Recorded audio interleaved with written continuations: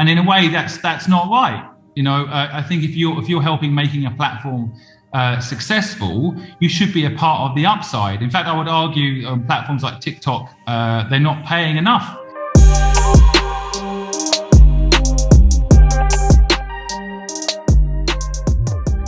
You there? Yes, I am. Thank you, Simon. Thank you, Mark and Chris. Absolutely. Curtis. It's Curtis, but it's okay.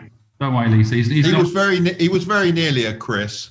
Yeah, he looks like a Chris. To be fair, he looks like a Chris. Lots of people say Chris, but yeah. Curtis. So what's your question for Chris and Mark?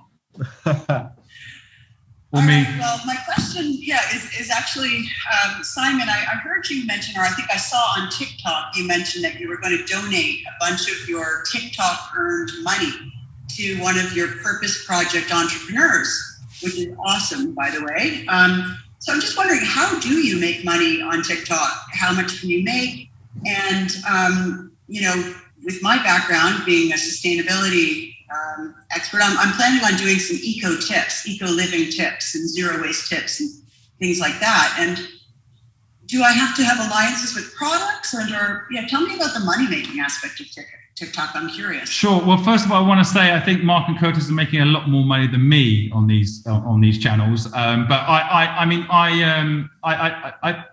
part of the Creator Fund on TikTok, which I think is amazing, actually, as an initiative. I think it's really cool. And they actually pay the creators whose videos do well. I haven't yet worked out exactly how the numbers really work, because some days I have videos that have very low views, but I've actually managed to earn quite a bit of money from it. And other videos, and they've had loads of views, but the money isn't as high.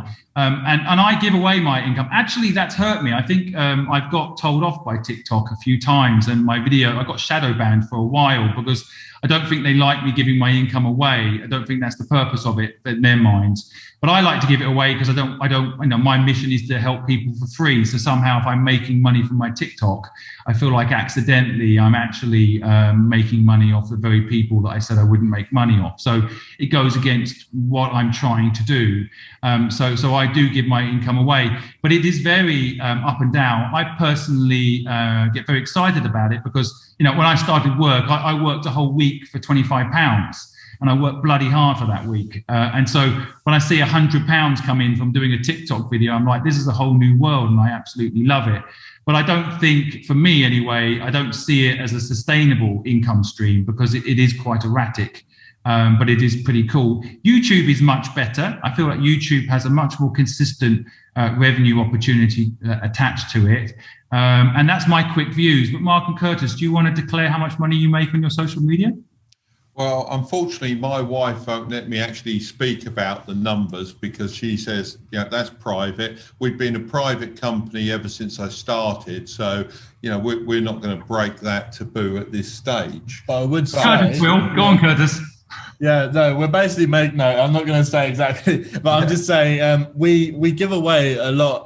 For example, we were giving away the books that cost like $1,000. We're giving away 5K for the Tesla video. We're doing some awesome other stuff. And we also gave away to one of Curtis's friends who I've known since he was 8. He's a little bit lost at the moment, but we're getting him on the right track, hopefully. We gave him $800 to invest into the stock, into anything he wanted to invest into, just to learn how to do that. And we're doing more things with Tom as well. So, we're about obviously giving some of that back as well. And it works really well. I think, by the way, just to say, I mean, I think earning money from your social media, absolutely nothing wrong with it. There's a lot of work that goes into these things, and people deserve to earn money from it. In fact, I have issues with platforms like Clubhouse right now. I'm actually pushing the agenda that if people, not me primarily, there's people on Clubhouse that are making it work. I'm maybe one of 1,000 people that are making it work, but we don't earn anything from Clubhouse. And in a way, that's not right. I think if you're helping making a platform successful, you should be a part of the upside. In fact, I would argue on platforms like TikTok, they're not paying enough in some respects compared to, say, YouTube. But anyway, I mean, I'm kind of joking. Never expect people to say their income, but it's a good question. I mean, We're happy enough to do what we're doing, and we get sort of reimbursed, which is great. I mean, for me, it's not my living, but for Curtis, he earns a living partly from this, and he has his own business.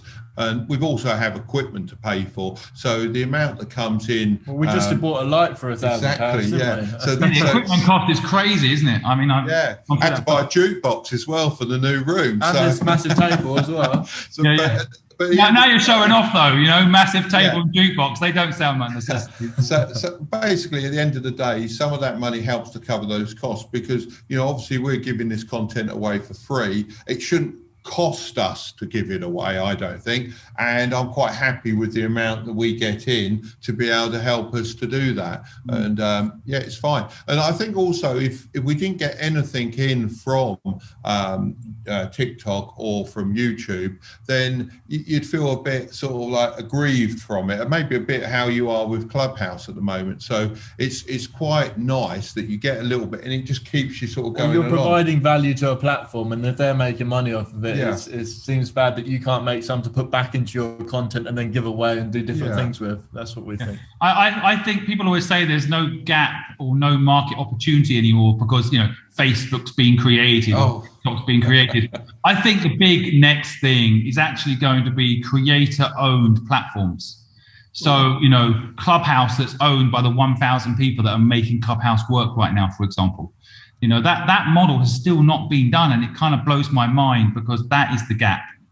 That is the gap. And it's not, you know, on Clubhouse, for example, they're talking about tips, right? You get a tip. To me, that makes you basically a waiter in their restaurant. You know, nothing. I've been a waiter in my life, nothing wrong with that. But, you know, I don't want to be a waiter at 40 anymore. You know, so I think that I don't want a tip. You know, if I'm bringing value to, I mean, $1 billion valuation to a platform like Clubhouse, my dream would be that we'd all be a part of, even if it was profit share, starts to feel a little bit more aligned.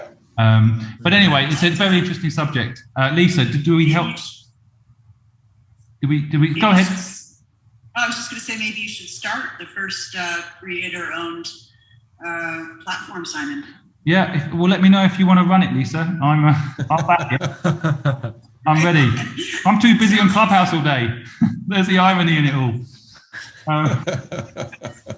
Thank you, Lisa. Thank you so much. Thanks, Lisa. Thank you, Lisa.